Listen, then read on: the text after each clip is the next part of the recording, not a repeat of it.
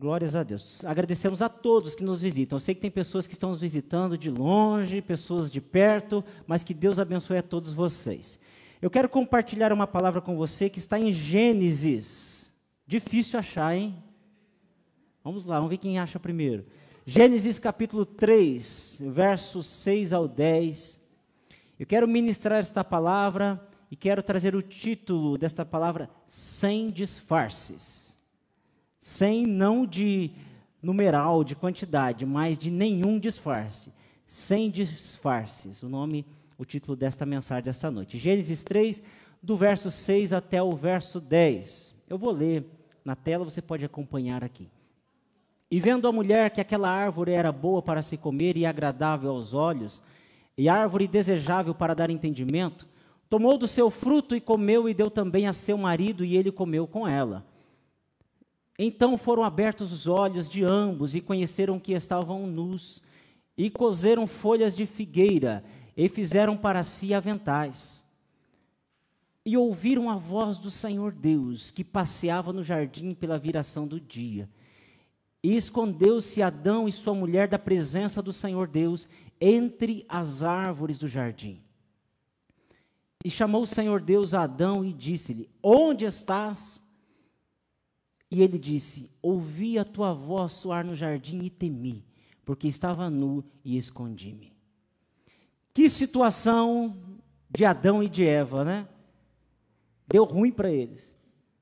Complicou. As coisas não estavam muito boas ali para eles no jardim.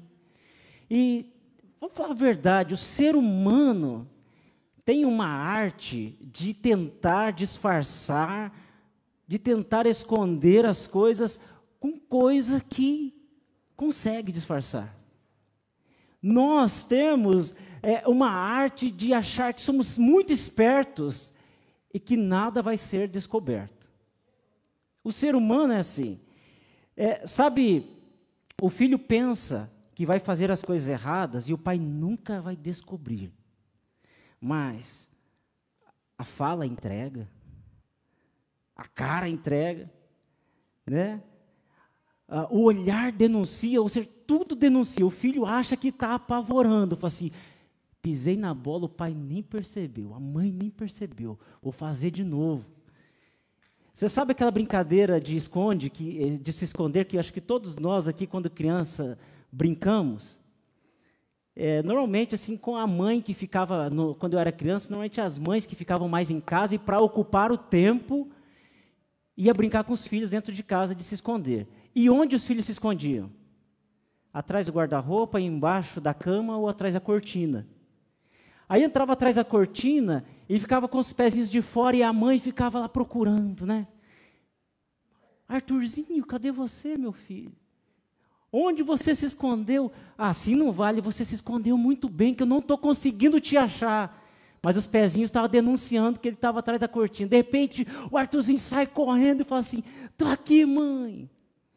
E a mãe fala assim: mas como você se escondeu bem, não imaginava que você estava aí. E ele achando que estava apavorando, que a mãe não sabia onde ele estava. E a mãe se faz de conta que também não tinha visto ele. Mas isso acontece numa outra esfera da nossa vida. Quando a gente olha para a história de Adão e Eva, os primeiros homens, ali, o primeiro casal, parece que isso reflete em nós também. A mesma situação, parece que Adão e Eva estavam enfrentando ali aquela situação, e parece que algumas vezes nós realmente acreditamos. Acreditamos que nós conseguimos disfarçar as nossas dores, as nossas frustrações, os nossos pecados, e ninguém vai descobrir. Nem Deus. A verdade é que nós gastamos muito tempo e muito esforço para tentar provar que estamos bem. Nós empenhamos muito para colocar um disfarce, para se apresentar publicamente que está tudo bem. Não, mantenha a postura. E se eu cumprimentar assim, eu cumprimento a todos com a paz do Senhor Jesus, Senhor Deus, Criador dos céus e da terra e do universo, alguém vai olhar e falar assim: não, mas está tudo bem. É impossível que não esteja bem com essa pessoa. A verdade é que nós tentamos esconder, mas nem sequer escondemos das pessoas. Quem conhece a gente um pouquinho mais de perto, fala assim, aí tem. Acho que não está bem, não. Você viu que quando eu olhei, ela baixou os olhos? Você percebeu que quando eu perguntei se estava tudo bem, deu aquele sorriso, mas não foi aquele sorriso de amarrar aqui atrás, foi só um pedacinho da boca. Ou seja, a pessoa deu aquele sorriso disfarçado. Ou seja, nós não conseguimos disfarçar nem das pessoas que nós convivemos. Muito menos nós conseguimos elaborar um bom disfarce diante de Deus. Não tem como. Diante de Deus, a gente não tem como chegar e falar assim, Senhor, tu sabes que eu te sirvo. Senhor, a gente usa até tu, né, na oração. No cotidiano a gente chama as pessoas de você, mas na oração a gente chama ele de tu. Senhor, tu sabes que eu te amo. Tu sabes que eu te sirvo. Tu sabes, ó Deus, Criador dos céus e da terra, que eu sou um servo fiel, Senhor. E Deus fala assim, seja você mesmo. Seja você mesmo, não precisa gastar tanto tempo e tanto esforço elaborando disfarces, porque eu te conheço. Eu sei quem você é. Mas sabe que o que acontece com a gente é que nós não conseguimos esconder das pessoas totalmente, por mais que nós elaboramos bons disfarces, nós não conseguimos elaborar um bom disfarce para chegar diante de Deus e dizer que está tudo bem.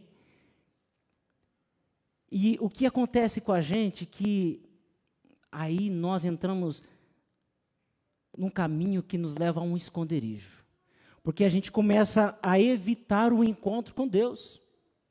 Assim, se eu for diante de Deus, Ele vai abrir a cortina. Se eu for diante de Deus, Ele vai acender a lanterna. E Ele vai ver o que está acontecendo. Então, é melhor evitar o encontro. Se você começa a se encontrar com alguém que sempre está cavucando alguma coisa ali, né?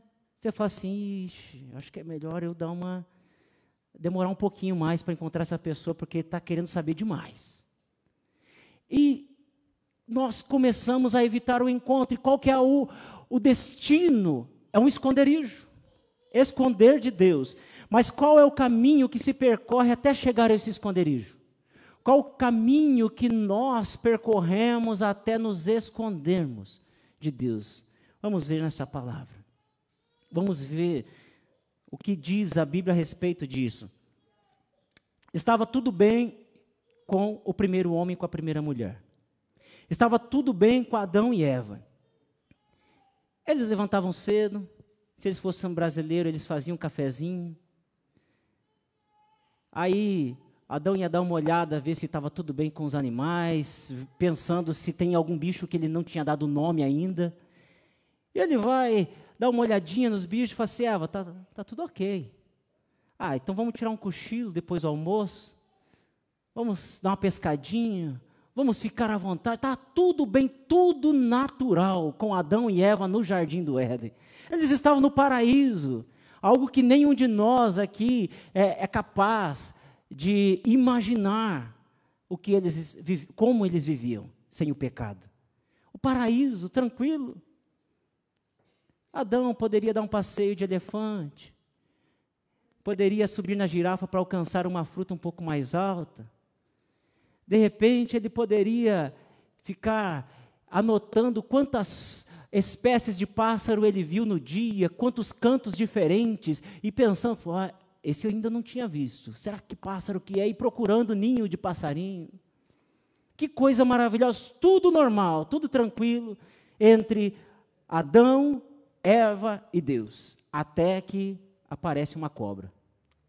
Vem a cobra e Gênesis 3:1 diz que ela era o animal mais astuto entre os animais que existiam. E a serpente vem e começa a conversar com Eva e ela vem e exagera. Ela faz simplesmente uma pergunta exagerada, como nos dias de hoje. Faz uma pergunta exagerada para Eva. E aí começa um trajeto até o esconderijo. começa uma jornada até o esconderijo, e eu quero trazer essa jornada com algumas paradas, até chegar ao esconderijo. E a primeira parada é a parada da sedução. A serpente chega diante de Eva, e nesta parada da sedução, onde Eva para diante da serpente para ouvir a serpente, dialogar com a serpente. E a serpente faz uma pergunta bem exagerada para Eva, mais ou menos assim: você é crente? Crente não pode fazer nada, né? Crente não pode fazer nada, a vida de crente deve ser chata demais. Vida de crente deve ser uma vida horrível, é só cuidar dos bichinhos, levantar, tomar um cafezinho e voltar a dormir. Que rotina mais sem graça. É exagerado ou não é? A serpente disse para Eva assim: Deus disse que vocês não podem comer do fruto de nenhuma árvore no jardim. Não é um exagero? Não foi isso que Deus tinha falado. Não comereis de toda a árvore do jardim. Um exagero, e Deus não disse isso. Mas daí Eva começa a conversar com a serpente, dá ouvidos para a serpente, começa a deixar aquela pergunta fazer efeito na mente dela, e a Eva responde à serpente dizendo: não é bem assim. Deus disse assim: não existe do fruto das árvores do jardim, podemos comer, mas o fruto da árvore que está no meio do jardim, disse Deus, não comereis. Mas aí Eva acrescenta mais uma coisa que Deus não tinha falado: nem nele tocareis. Deus não disse que não podia tocar. Ou seja, já estava causando um efeito aquela sedução da serpente. Eu fico pensando que Eva não saiu ali do encontro da serpente e já foi direto para a árvore e já comeu do fruto. Fico pensando que Eva conversou com a serpente, foi para casa, e talvez, eu não sei como que era a casa dela, se era feita de palha, em cima de uma árvore, embaixo de uma árvore, ou era um buraco numa rocha, mas eu sei que, eu fico imaginando que Eva deixou aquela palavra ficar ali na mente dela, e pensando: é mesmo? Será que podemos comer do fruto daquela árvore? Ou seja, a serpente despertou algo que Eva e não tinha pensado ainda. Despertou algo na mente, no sentimento de Eva que ela não tinha imaginado ainda. Mas aquilo se tornou uma sedução. Aí a serpente, ela continua falando para Eva: certamente vocês não vão morrer se comer do fruto dessa árvore. Deus disse isso, mas não é bem isso que Deus disse. Se vocês comerem do fruto dessa árvore, os olhos de vocês se abrirão, vocês começarão a enxergar outros horizontes, vocês vão saber a diferença entre o bem e o mal. É assim que vai acontecer. Ou seja, vocês vão ter uma visão ampliada, vocês vão ser parecidos com Deus. Se vocês comerem do fruto dessa árvore, vocês vão ter um benefício que vocês nunca imaginaram ter. Pense só que situação que Eva estava passando ali por ter dado ouvido à serpente. É nessa primeira parada, a parada da sedução. Se fosse trazer para nós, é como se alguém falasse assim: você está perdendo tempo dentro da igreja. A vida que você leva é sem graça demais. Não tem problema nenhum, de repente você dá uma escapadinha. Não tem problema nenhum você fazer aquilo que o mundo oferece. Uau, desfrutar de tudo que está no mundo. Afinal de contas, se não fosse para você experimentar as coisas do mundo, não tinha no mundo. E começa a vir a sedução, a sedução. E sabe que eu fico pensando que Eva talvez tenha ido para casa e falasse assim: ô meu velho, ou se fosse alguns de nós, ô benzinho, ô amorzinho, ô meu cheiro, eu acho que nós merece. Deus colocou a gente nesse jardim, a gente cuida dos bichos, a gente tem que ficar dando nome para bicho, a gente tem que ficar aqui zelando esse jardim. Será que nós não podemos desfrutar de tudo que tem no jardim?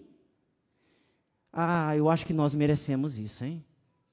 Eu acho, olha, vai que a serpente tem razão. E afinal de contas, o fruto não tem problema nenhum. O verso 6 diz que Eva foi e olhou a árvore e viu que era boa para se comer, agradável aos olhos, e a árvore era desejável para dar entendimento. Eu fico pensando, sabe, que Eva, depois daquilo estar na cabeça dela, ela vai dar uma olhadinha na árvore, olha, fala assim, e se eu comer do fruto? Será que vai acontecer isso mesmo?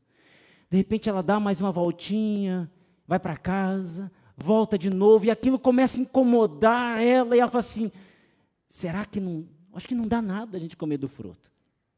De repente ela chama Adão, fala, vamos dar uma olhadinha na árvore. Será que vamos dar uma olhadinha se o fruto está lá mesmo, se dá para a gente comer? Até que chega a segunda parada, que é a queda. Depois da sedução, vem a queda, que é a consumação do pecado. Eles cederam à tentação, cederam a essa sedução. Não foi a serpente que foi lá e pegou o fruto da árvore e deu a Eva. Não foi a serpente que pegou do fruto, fez uma cesta bonita e disse assim, olha, trouxe um presente para vocês. A serpente não fez isso, simplesmente jogou uma ideia. E Eva ficou pensando com o esposo dela. E veio essa segunda parada, que é a queda, quando o pecado é consumado.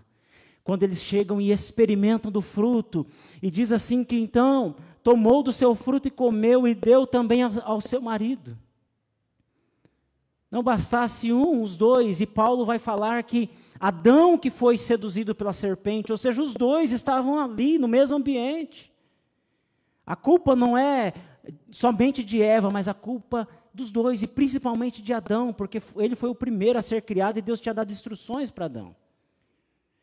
E ele não foi capaz de pensar, falou assim, e aí tem armadilha, chuta que laço, fuja, vamos afastar, deixa essa árvore para lá. Olha o tanto de coisa boa que nós temos, por que nós temos que querer experimentar dessa árvore? Não, ele não disse nada disso.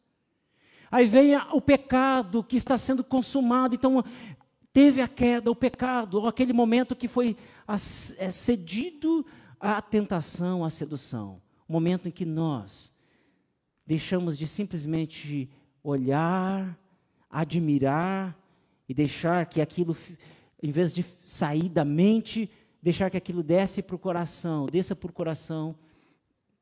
e nós praticamos o pecado. Essa é a segunda parada. A terceira parada, nesse trajeto, nessa jornada até o esconderijo, foi a vergonha. Foi a vergonha, porque no verso 6 diz que, e ele estava com ela e ela comeu, e o 7 diz assim, então foram abertos os olhos de ambos e conheceram que estavam nus. Se você voltar no capítulo 2, no verso 25, diz que Adão e Eva estavam nus no jardim e não se envergonhavam. Quando vem o pecado, que entra nessa parada, nessa terceira parada,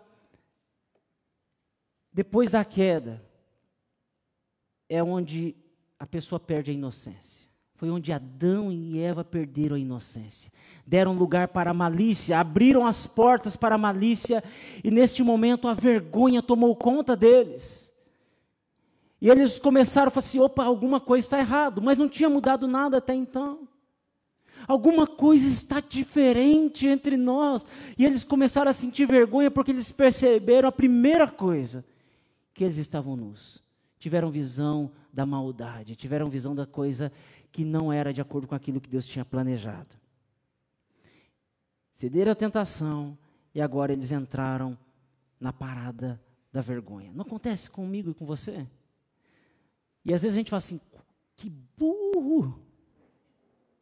Por que eu fui fazer isso? Por que eu fui mentir e agora? Por que eu fui falar mal e agora? Mas, de novo, não aprende nunca. Ah, que vontade, como diz o apóstolo Paulo, eu esmurro o meu próprio corpo, que vontade de bater em mim, e falar assim, aprenda logo, de novo cometendo esse erro. Entra aquela, você olha diante do espelho e fala assim, mas que vergonha, hein? Adão e Eva estavam nesta parada da vergonha. Pararam neste ponto.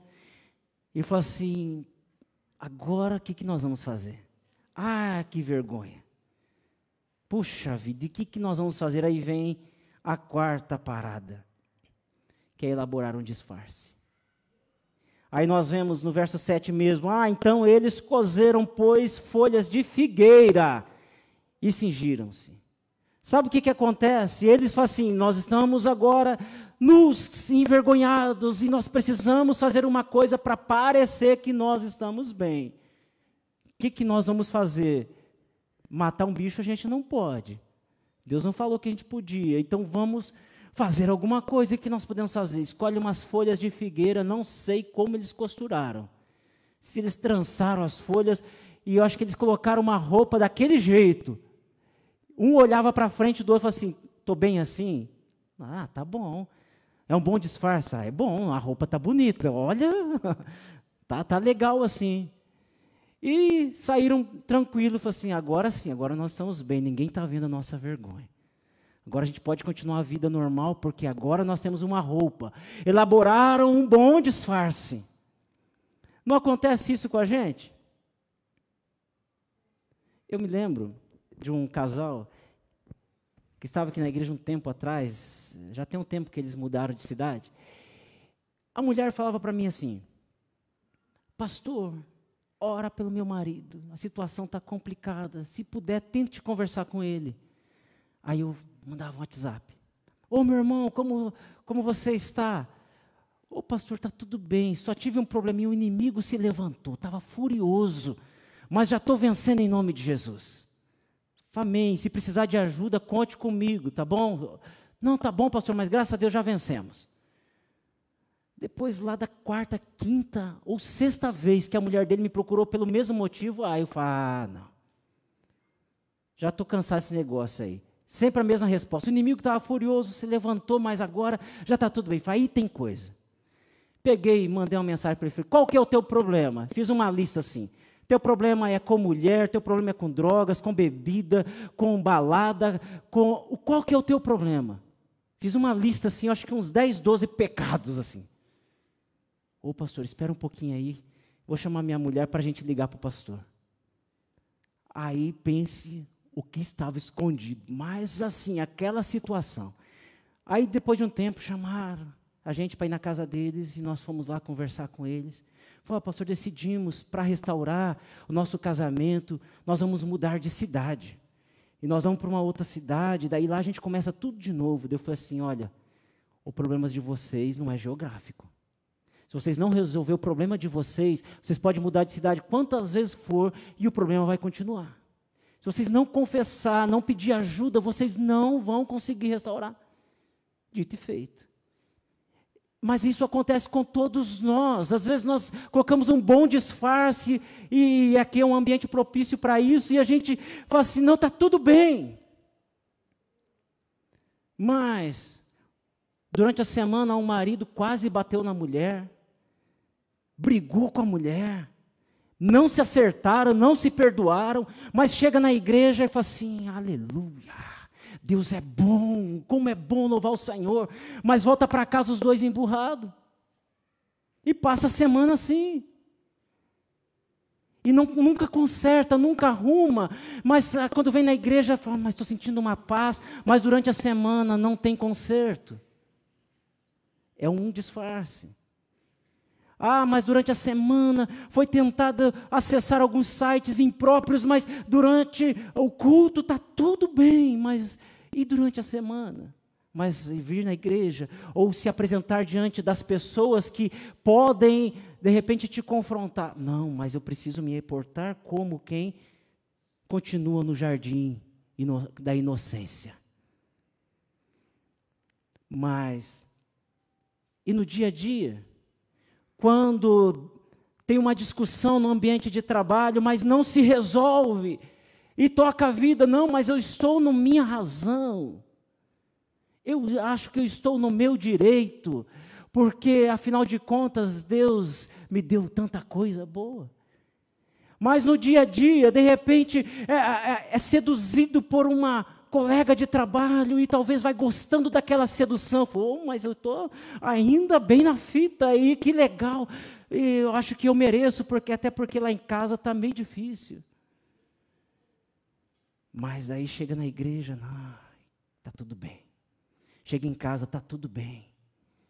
como que se a esposa não desconfiasse nada, como se o esposo não desconfiasse nada, como o irmão não desconfiasse nada, mas muitas vezes em coisas pequenas, que durante a semana se fala mal de um irmão, se fala mal de outro, e chega na igreja, mas ok, nós somos todos irmãos, somos uma família. Mas nós estamos vestindo roupas, disfarces. Assim, não, mas eu preciso achar um jeito de me apresentar que eu estou bem. Então, eu preciso estar com aquele sorrisão no rosto. Eu preciso estar bem cheiroso. Eu preciso estar bem penteado para que ninguém desconfie que eu não estou bem. Ou seja, eu preciso ter um bom disfarce. Falar menos para errar menos. Então, se eu falar menos, se eu falar o necessário, ninguém vai perceber na minha fala que eu não estou bem. E nós vamos elaborando disfarces, até mesmo dores, situações que estão lá no fundo.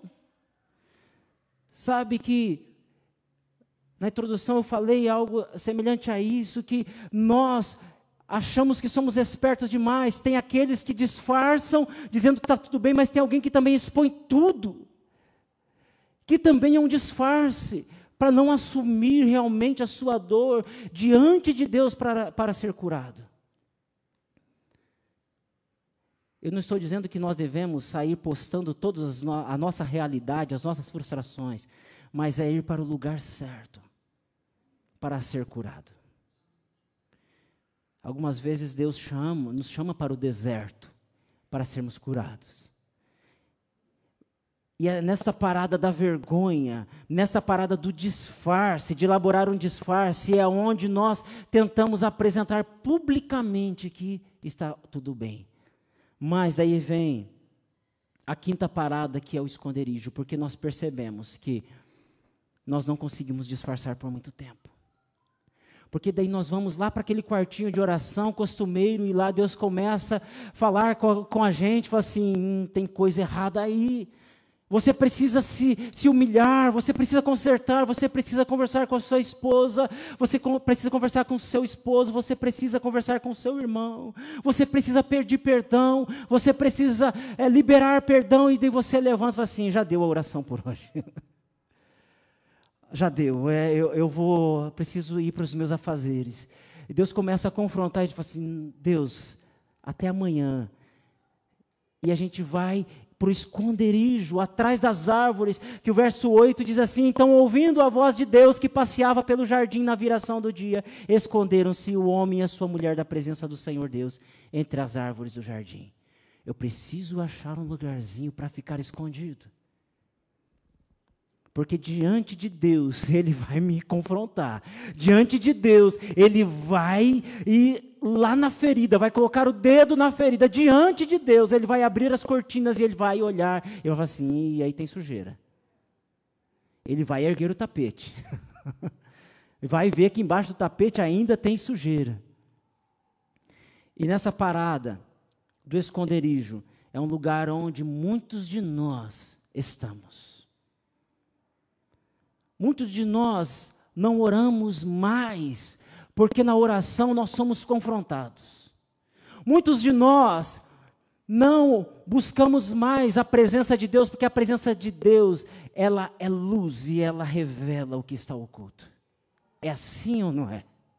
Até o que está na nossa mente.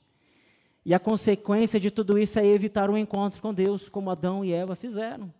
Evitar o encontro com Deus, porque o encontro com Deus causa medo.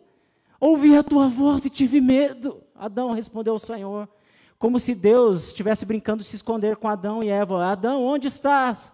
Deus não sabia onde ele estava. Sabia. Aí Adão chega tremendo de Deus, eu ouvi a tua voz e tive medo. Evitar o encontro com Deus é porque o encontro causa medo. É porque o encontro com Deus nos confronta. É porque o encontro com Deus expõe a nossa vergonha. Essa roupa não está adequada para você.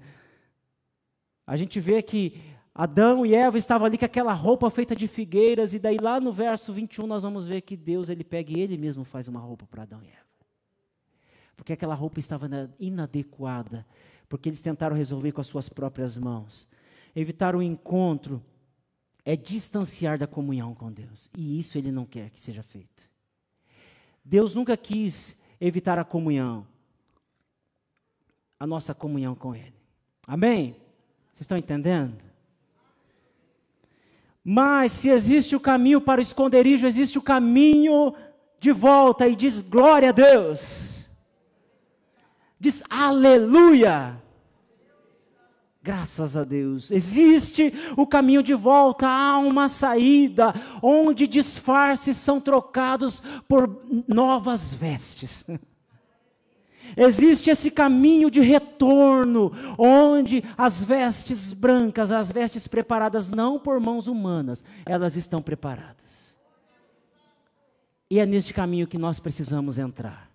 É deste caminho que nós jamais deveremos sair. Nós precisamos continuar neste caminho, e algumas vezes, quando nós nos desviamos, nós devemos voltar para este caminho, que é o caminho de retorno, é o caminho da graça, é o caminho do perdão, é o caminho da misericórdia, é o caminho do aconchego, do abraço, do cuidado, do amor expresso através de Jesus Cristo. E a primeira aplicação, a primeira parada neste caminho para este retorno, para esta volta ao Senhor, exponha sua vergonha a Deus. Exponha sua vergonha a Deus. Deixa eu te falar, se você não sabe, Deus te enxerga até quando você está tomando banho.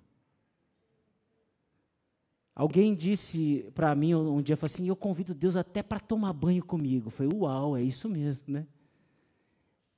Ele está conosco todo o tempo todo. Então, primeiro, exponha a sua vergonha a Deus. Expor sua vergonha a Deus é ir para o confessionário. Quem já foi para o confessionário? É chegar, sentar ali no banquinho e dizer assim, estou aqui. Esta é a parada da confissão. Assim, estou aqui para contar o que eu fiz de errado. Olha, eu estou aqui para expor a minha vergonha. Ah, Deus, eu vou até fechar os meus olhos aqui, porque, olha, eu estou com vergonha do Senhor, mas eu vou falar. E você começa a confessar ao Senhor. Esta é a parada da confissão.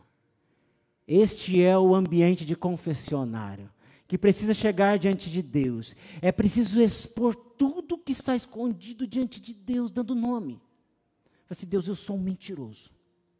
Deus, essa semana eu menti. Deus, essa semana, Deus, eu fiz uma fofoca.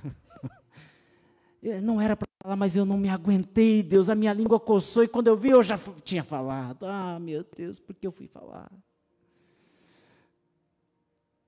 Com um grupo de pastores, nós estudamos uma vez e nós procuramos manter 5 votos, chamados 5 votos, para obter poder espiritual, baseado num escrito do A.W. Tozer, um pequeno livreto, assim, 20 e poucas páginas. E um dos votos é, nunca passe adiante algo que vai prejudicar alguém. Gente, pensa o desafio. De vez em quando a gente vai orar e fala assim, meu Deus, quando eu vi eu já falei. E eu preciso ir para o confessionário. Fala assim, Deus, eu sou um mentiroso. Deus, eu sou um fofoqueiro. E dar nomes para o pecado. Deus, eu sou um adúltero. Deus, eu sou infiel. Fui infiel com a minha esposa. Fui infiel com meu marido. Fui infiel com o Senhor.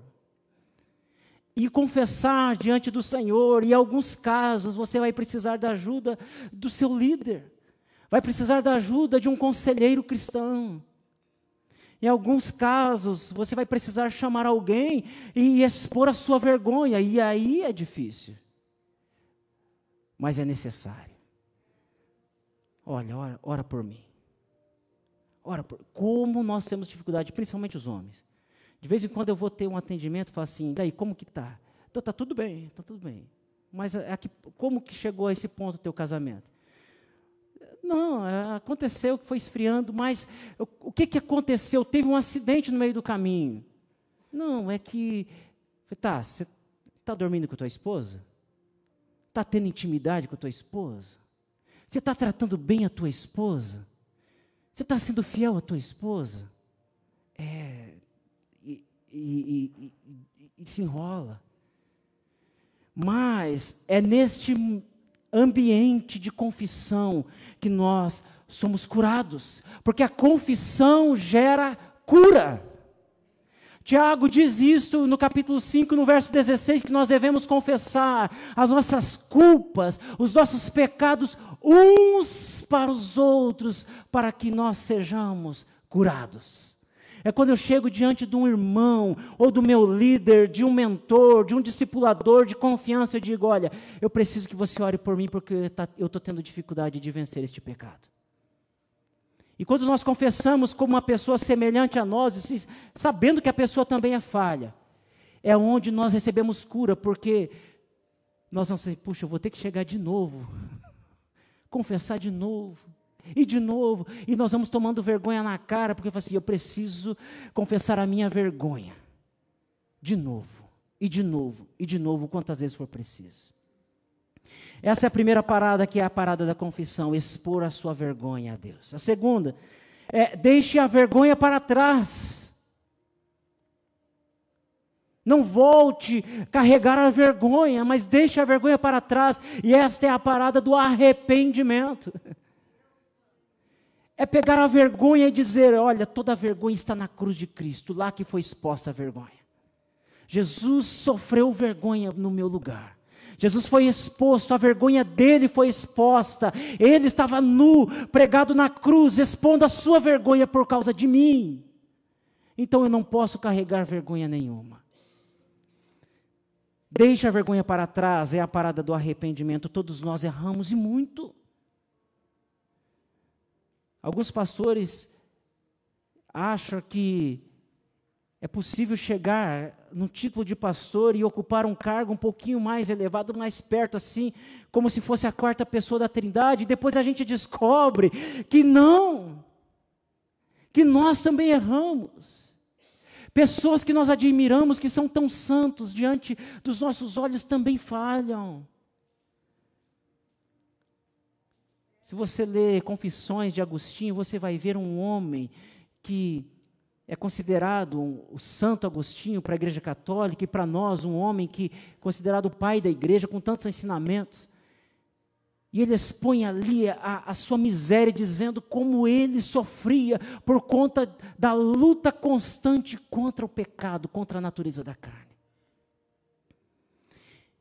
Essa parada do arrependimento é a parada que gera alívio para nós. É preciso abandonar o que te causa vergonha. Ah, mas me causa vergonha ser um mentiroso. Precisa abandonar a mentira. Você já confessou, mas agora precisa se arrepender. Fala assim, Deus, eu me arrependo. E não é aquele arrependimento que é como se fosse um remorso. Você dizer, como eu sou burro. Fui fazer isso de novo. Ah, mas como eu vacilei. Ah, puxa vida, fui fazer isso de novo, e daqui a pouco faz de novo, e faz de novo. Não, mas é chegar diante de Deus e falar assim, Deus, eu quero realmente abandonar esta vergonha. Essa vergonha eu não vou carregar mais. Ah, Senhor, olha, eu fui um trapaceiro, mas agora não sou mais.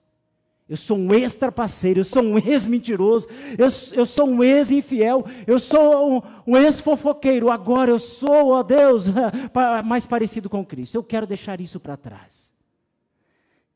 O arrependimento ele vai gerar alívio. Provérbios 28, 13 diz assim que o que encobre suas transgressões nunca prosperará, porém, aquele que confessa e deixa alcança a misericórdia. É a confissão e o abandono da vergonha, daquilo que causa vergonha. Terceira parada é receba perdão em Jesus, que é a parada do perdão. Não existe evangelho sem perdão dos pecados. Não existe evangelho sem que o sangue de Jesus seja eficaz na nossa vida para perdão dos nossos pecados. Não existe. E esta parada do perdão é a parada do retorno. Perdão é o retorno que nos leva para o caminho que vai nos levar para a eternidade. Perdão é a parada onde nós recebemos mais uma vez a eficácia do sangue de Jesus sobre a nossa vida, que as nossas vestes da vergonha são substituídas por novas vestes, e as nossas vestes nos leva mais e mais neste caminho que vai nos conduzindo até os céus, as mansões celestiais. É a parada da restauração. É a parada onde nós vamos sendo moldados novamente, retirado aquilo que não está de acordo, que ainda são resquícios das nossas vestes, as folhas da figueira que está ali ainda, tentando fazer algum efeito sobre a nossa vergonha. Mas agora nós somos trocadas as nossas vestes. Isaías 61:7 diz que em lugar da sua vergonha terão dupla honra. Aqueles que confessam, aqueles que se arrependem, recebem perdão. Agora no lugar da vergonha, tem dupla honra. Então o inimigo não pode dizer assim: ei, olha o pecado que você cometeu ano passado. Fala assim: já fui perdoado. Ninguém pode chegar diante de você e falar assim: poxa, no passado você era um drogado, né?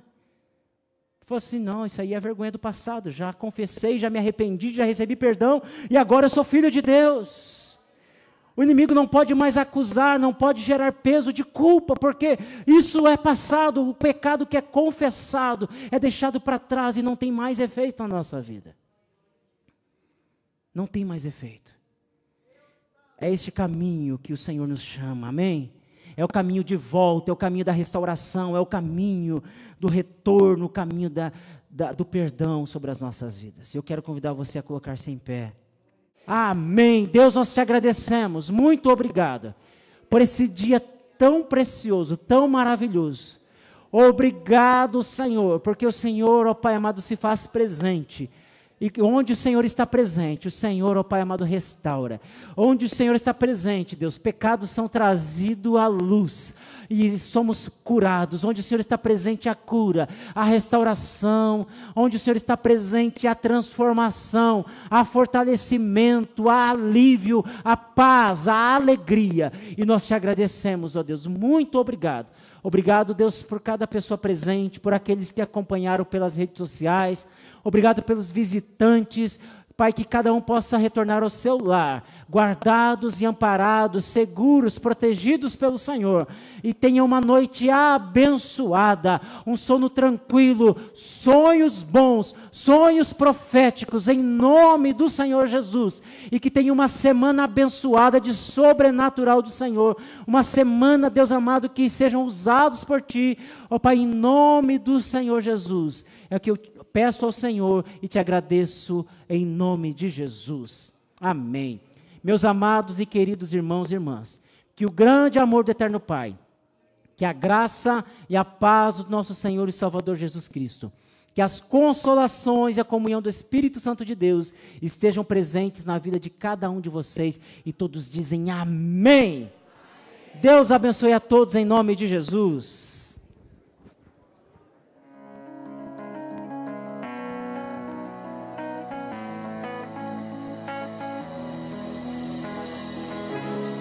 Antes de eu falar, tu cantava sobre mim.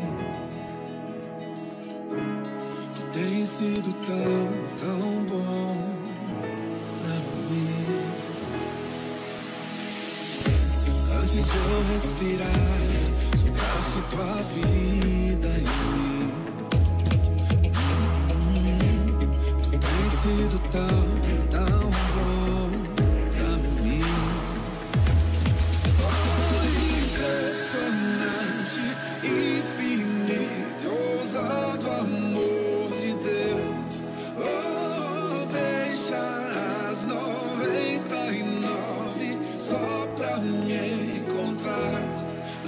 Encontrá-lo, nem merecer.